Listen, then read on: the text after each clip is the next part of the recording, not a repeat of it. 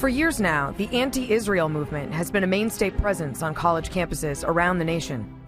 Every year, well-funded campus organizations sympathetic to the cause of Palestinian statehood organize demonstrations and rallies that betray their peaceful front and expose their true agenda: a hostility to the existence of the State of Israel, and perhaps, even more importantly, a hostility to the truth.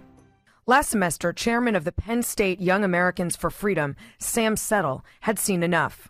He and his group decided to fight back. Like at a lot of other campuses, we do have a pretty strong anti-Israel movement on campus.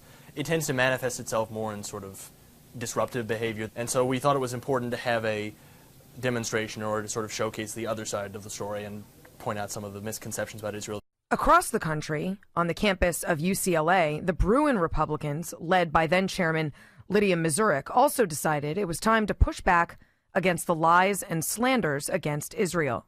Every year, the Muslim Student Association puts up a Muslim Awareness Week, apartheid wall, whatever you want to call it. I realized that when you look at the wall and what they're putting up on this apartheid wall, which can vary in size from campus to campus, it has like Jews are the neo-Nazis and they just want to obliterate the rest of the Middle East and they want to take over. So we decided as an organization that it was time to take a response and take an action. And so that's what the Wall of Lies is. Conservative groups on campuses across the country found a solution.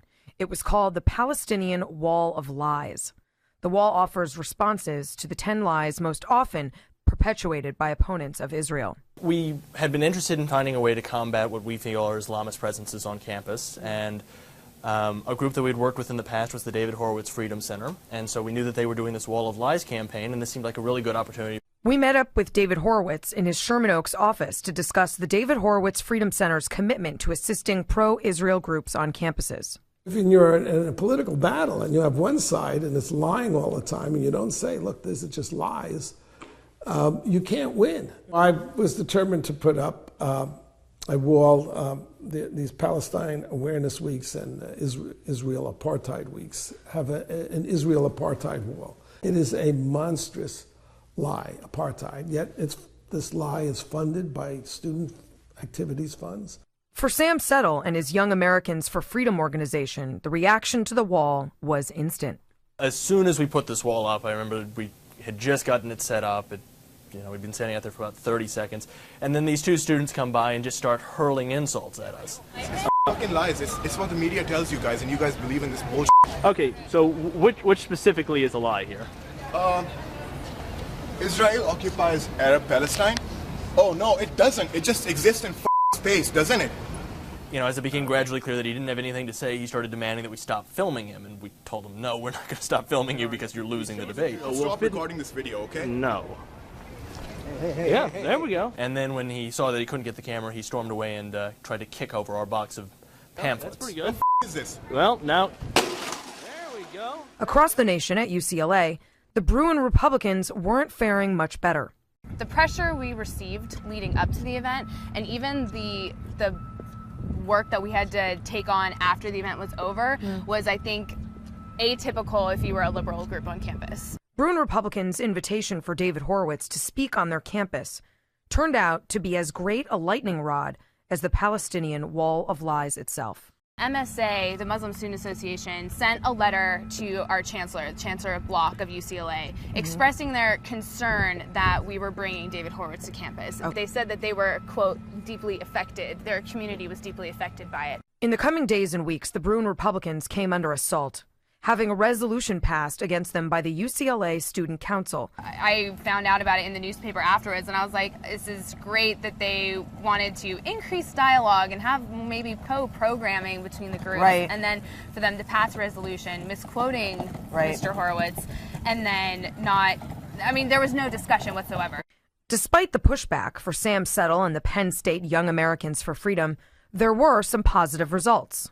We got this large group of Israeli students gathering around and defending us and saying that they were really pleased that someone on campus was finally standing up for Israel and sort of counterbalancing the filth that comes out of the other side. At Penn State, we have 42,000 students here, and there are about 12 members of our group. So it's really easy to feel like you're a drop in the sea. And nothing you do makes any difference. Right. And so when you have these sorts of public events and activism, it's a way of signaling to other people that, yes, there are other people who agree with you on campus. You're not alone. There is a world beyond this where people agree with you. Right. And I think that's very helpful.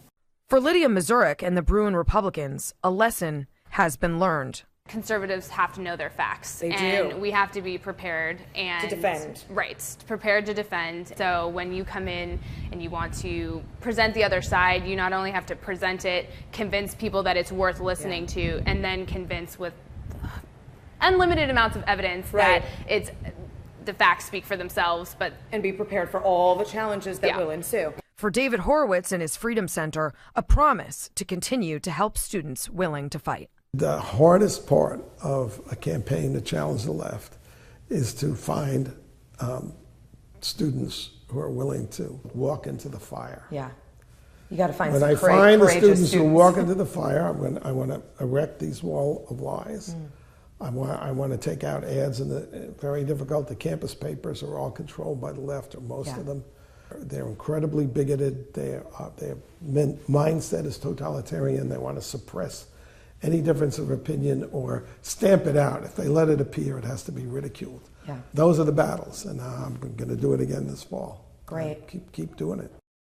GBTV. The truth lives here.